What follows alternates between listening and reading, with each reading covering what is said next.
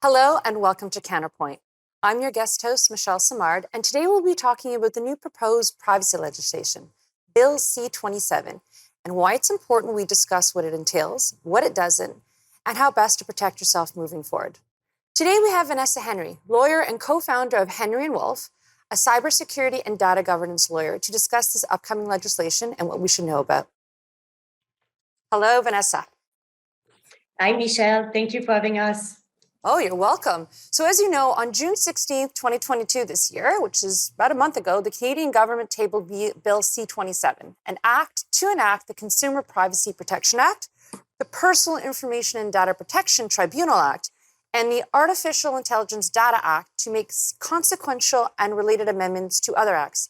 Now, that's a mouthful, and there's no shortcut to say it, but this bill is designed to update Canada's federal private sector privacy law, the Personal Information Protection Electronics Document Act, which, as we all know, is PIPEDA, and to create a new tribunal and to propose new rules for artificial intelligence systems. And as you know, Bill C-27 is a reworking of Bill C-11, the Digital Charter Implementation Act, which died on paper with the announcement of the federal election in 2021. So I'd like you to tell us your thoughts on the new legislation so our viewers can see what they need to expect. Of course, of course. Well, as you mentioned, it's a little bit of a piecework of legislation.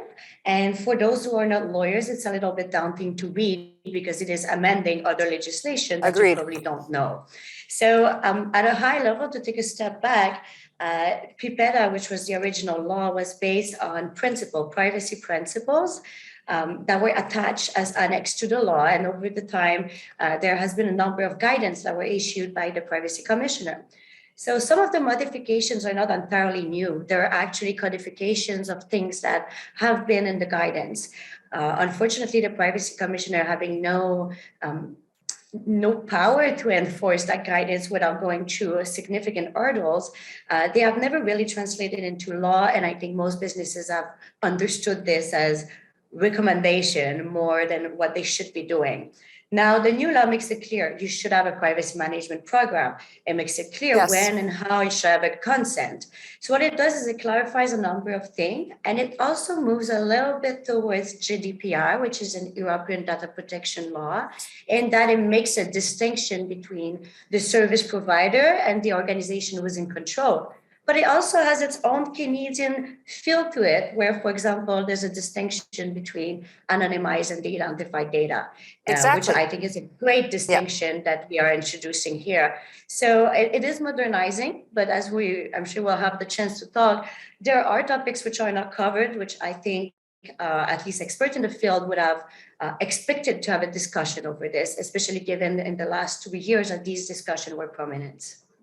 Yeah, I agree. And one of the things, I mean, obviously it's great that it's updating PIPEDA because, as you know, for our viewers, PIPEDA is a legislation that's been over 20 years old. And it clearly needs some updating because things have changed. And the fact that it's now adding something, which I would argue, like you said, that is good for Canada and it's unique, is that we're adding artificial intelligence, which in the previous act, Bill C-11, that wasn't included. So I think this is definitely a step up. But the question is, I mean, there's always something that can be done more. I think so. But the question is, what do we need to take away? What's important and what is missing? And so we're going to delve a little bit more into that. But I just wanted to know, when you first heard about it, what was your initial thought? Because there's always a gut reaction. And usually the gut is usually something that leads us. For sure. So for a little bit of background, PIPEDA has always been very difficult to modify. So there has been several attempts in the past. So C-11 wasn't the first one to make modification into PIPEDA, and different group of interests, whether it's journalists or other group of interests, have opposed it.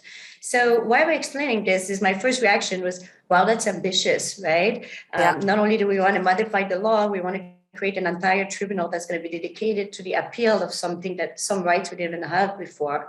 We're modifying a number of other legislation as well, and we're introducing artificial intelligence. And the risk of having all of this into one bill is that it is then refused entirely because maybe we want to cover artificial intelligence and not just privacy. So my first reaction was, why wouldn't they break it down into pieces to make sure a little bit is going to go through, if not the whole thing?